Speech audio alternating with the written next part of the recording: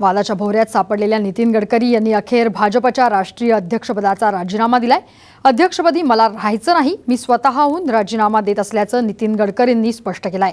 माझं भ्रष्टाचारात नाव घेऊन पक्षाला बदनाम करण्याचं षडयंत्र आखलं जात आहे, त्यामुळे मी पक्षाध्यक्षाचं दुसऱ्या टर्मसाठी अर्ज न भरण्याचा निर्णय घेतला असल्याचं ते म्हणाले। माझ्यामुळे पक्षाला कोणत्याही प्रकारचा त्रास होऊ नये यासाठी मी राजीनामा देत आहे। आता क्लीन चिट मिळाल्यावर मी पुन्हा येईन असंही त्यांनी यावेळी सांगितलंय। तसंच पक्षानं ज्या कोणावर जबाबदारी टाकली असेल त्याच्यासह संपूर्ण ताकदीनं उभं राहणार असल्याचंही गडकरी म्हणालेत। दरम्यान मी पक्षासाठी काम करत राहीन असंही ते म्हणालेत। भाजपच्या अध्यक्षपदाची निवडणूक उद्या सकाळी होत असून भाजपचे नेते राजनाथ सिंग यांचं नाव अध्यक्षपदासाठी आघाडीवर असल्याचं सांगण्यात येत आहे।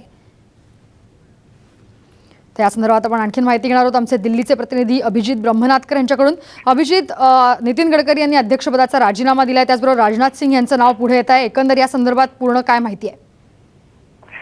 अनुश्री, आज सकाळपासून राजधानी दिल्लीत आणि मुंबईमध्ये मोठ्या घडामोडी घडलेल्या आहेत। त्यामध्ये नितीन गडकरी यांची दुसरी टर्म जवळजवळ पक्कीच होती, परंतु आज दुपारच्या सुमारास इन्कम टॅक्स विभागाने ज्या पद्धतीने गडकरींच्या संबंधित 9 कंपन्यांवर छापे टाकले त्यानंतर मात्र घडामोडींना वेग आला। आणि सर्वात महत्त्वाची गोष्ट म्हणजे भाजपचे ज्येष्ठ नेते लालकृष्ण अडवाणी यांनी आपला विरोध कायम ठेवलेला आहे। त्यांना गडकरींचं नाव हे नकोच होतं, त्यामुळे संघाला गडकरींच्या नावावर शिक्कामोर्तब करत असताना बऱ्याच अडचणींना सामोरं जावं लागत होतं। अखेरीस अडवाणींच्या विरोधासमोर लंप घेत नवीन सर्वसंमतीने नाव आणावं आणि त्याच्यावर शिक्कामोर्तब करावी अशी इच्छा संघाने व्यक्त केली।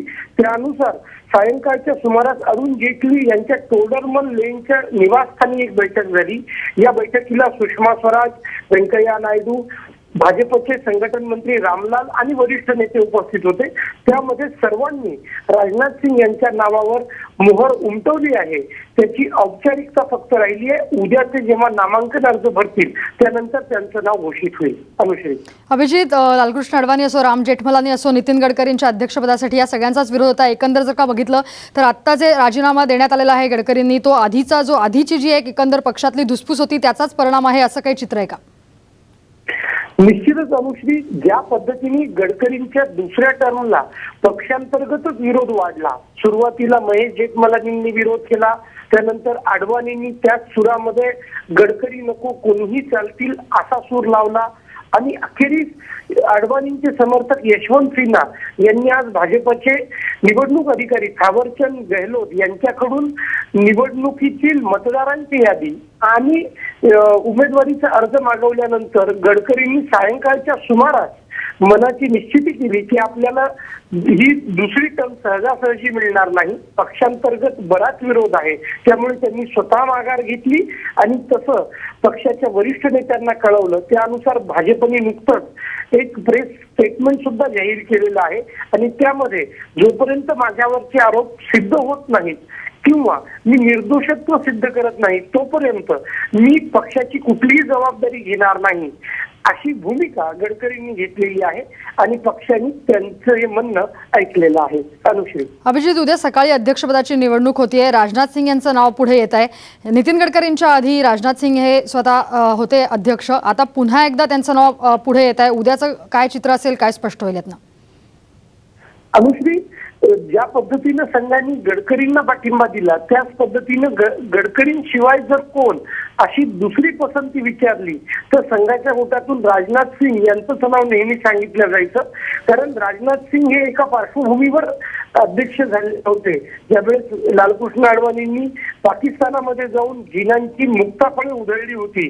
त्या पार्श्वभूमीवर अडवाणींना राजीनामा द्यावा लागला आणि राजनाथ सिंग अध्यक्ष झाले होते।